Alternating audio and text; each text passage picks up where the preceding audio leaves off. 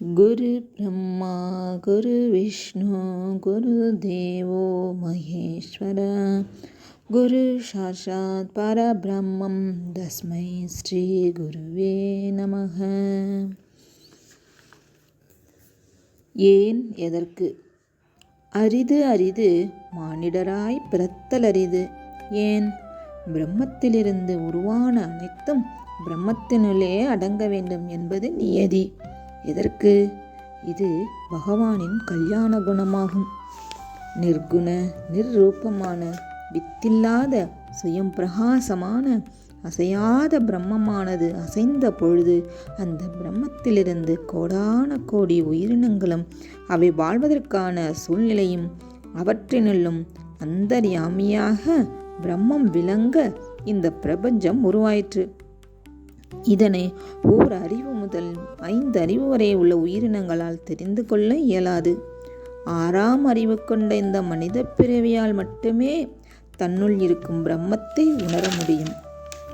உடம்பினை பெற்ற பயன் உடம்பினுள் உத்தமனை காண் என அவையாரும் உடம்பினை முன்னம் இழுக்கென்று இருந்தேன், உடம்பினுக்குள்ளே ஒரு பொருள் கண்டேன், உடம்புலே உத்தமன் கோயில் கொண்டானென்று உடம்பினை யானிருந்து ஓம்புகின்றேனே என்று திருமூலரும் ஓடி ஓடி உட்கலந்த ஜோதியை என்று சிவவாக்கியாரும் எல்லா பிரச்சனைகளுக்கும் தீர்வாக இருக்கும் ஞான மருந்தின் மருந்து அது ஜோதிமயமாக விளங்குகிறது என்று வள்ளலாரும் தேடி தேடி எங்கோ ஓடுகின்றார் உன்னை தேடி கண்டு கொள்ளலாமே, உள்ளே தேடி கண்டு கொள்ளலாமே என்று ஞானானந்தரும் வாக்கினில் இது உறுதியாகின்றதல்லவா? மேலும் எள்ளுள் எண்ணெய் பாலில் நெய் இருப்பது போல்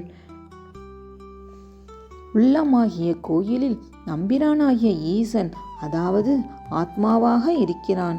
இதனை அனைத்து வேதங்களும் உறுதிப்படுத்துகின்றன. அப்படிப்பட்ட மகா சக்தியாக விளங்கும் அந்த பரம்பொருளை 1000 கோடி சூரிய பிரகாசமாக விளங்கும் அந்த பிரம்மத்தை சத்குருவின் உபதேசத்தால் மட்டுமே தெரிந்து கொள்ள முடியும். ஆம், ஏனெனில் குருவே சிவம், சிவமே குரு. இதனை கபீர்தாசர் குருவும் கோவிந்தனும் சேர்ந்து நின்றால் நான் முதலில் குருவின் பாதம்தான் பணிவேன், ஏனெனில் அவர்தானே கோவிந்தனை காட்டிக் கொடுத்தார் என்று கூறுவதிலும் வருமோ பரமசுக வாழ்வெளிதாக குருமார்க்கம் இல்லாத குவலயம் மீது என்று அச்சுதானந்தர் வாக்கினிலும் குருவின் பெருமையை உணரலாம்.